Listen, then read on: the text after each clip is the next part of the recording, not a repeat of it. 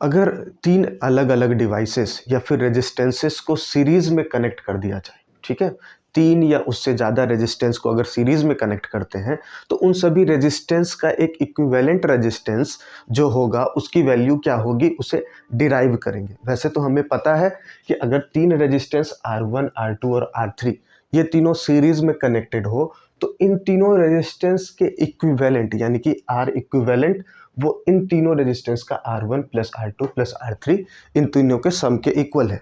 लेकिन इसे अब डिराइव करेंगे बहुत ही अच्छे तरीके से। तो सबसे पहले इसके लिए जो स्टेटमेंट है, स्टेटमेंट लिखेंगे। क्या होगा, let us assume three resistances R1, R2 and R3। These three resistance R connected in series with a battery of potential difference V volt. यानी कि हमने तीन रेजिस्टेंस R1, R2 और R3 इन तीनों को V वोल्ट के पोटेंशियल डिफरेंस यानी कि बैटरी से कनेक्ट कर दिया।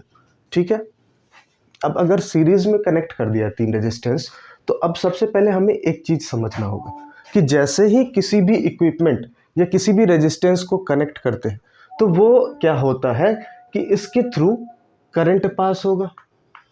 और हमें पता है current always flows from positive terminal to negative terminal. तो पॉजिटिव टर्मिनल से करंट फ्लो करना स्टार्ट होगा, then it will move into resistance R1 and then R2 and then R3 और फिर यहाँ से ये I करंट इस तरफ से चला। It means all the three resistance R1, R2 and R3 will get the same current. इन तीनों के अक्रॉस जो करंट होंगी वो सेम होंगे। ठीक है, अब इस R1 के अक्रॉस अगर ओम्स लॉ अप्लाई किया जाए, ओम्स लॉ क्या कहता है, ओम्स लॉ कहता है V is equal to IR, V is equal to IR। तो at R1 applying Ohm's law at R1 then voltage V1 is equal to I into R1। तो इसके अक्रॉस अगर voltage बताया जाए तो ये होगा I इंटू R1 क्योंकि करंट तो सेम है। देन इसके अक्रॉस वोल्टेज क्या होगा, V2 is equal to I into R2 और इसके अक्रॉस वोल्टेज क्या होगा I इंटू R3। तो ये है V2 और यहाँ पर है वोल्टेज इसके across V3।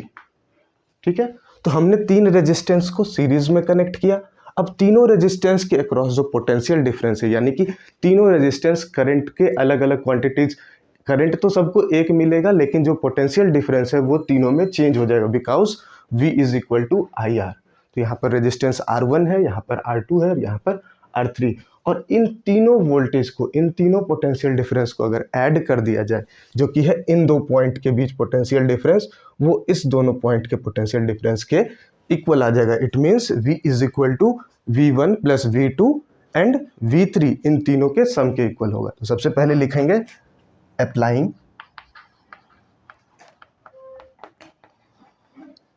Ohms law, applying Ohm's law at R1, R2 and R3।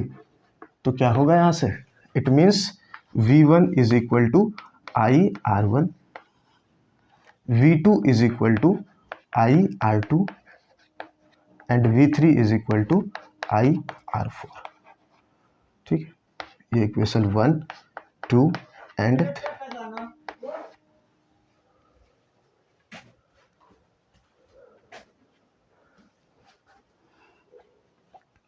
Now net voltage यानी V is equal to, now V is equal to V1 plus V2 plus V3।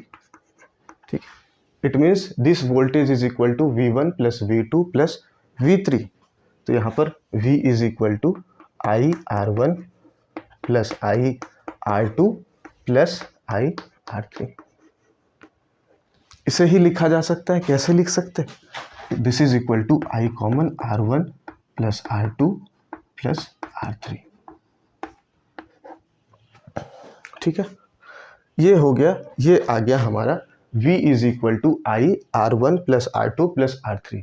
Now we have to replace all the three resistance या फिर इन तीनों resistance के जगह पर एक ऐसा resistance लगाना है जो इन तीनों रेजिस्टेंस के इक्विवेलेंट हो। इन तीनों रेजिस्टेंस को मिला के जितना इम्पैक्ट हो रहा हो इस सर्किट में उस इम्पैक्ट के बराबर हो ये जो आर इक्विवेलेंट है, इसका मतलब कि इन तीनों रेजिस्टेंस को मिलाकर ये कितना सर्किट से करंट ड्रॉ कर पाता है, ये इक्वल होना चाहिए जितना कि हमने आर इक्विवेलेंट लगा। इट मीन्स कि इस सर्किट से भी करंट आई फ्लो हो। If all the three resistance, इन तीनों का इक्विवेलेंट इसके इक्वल होगा, देन सर्किट में जितना करंट इस कंडीशन में है उतना ही करंट इस कंडीशन में होना चाहिए।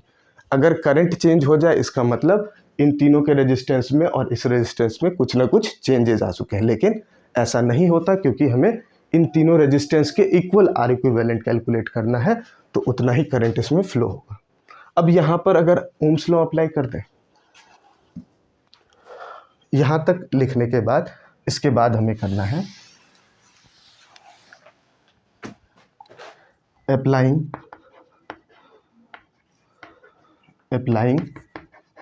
Ohm's law at R equivalent। R equivalent में Ohm's law अप्लाई किया, then V is equal to I R equivalent। तो पुराने इक्वेशन और दोनों इक्वेशन को, यानी कि ये मान लेते हैं इक्वेशन B है, तो from on comparing both equations, जो फर्स्ट इक्वेशन था हमारा वो था V is equal to I R1 plus R2 plus R3।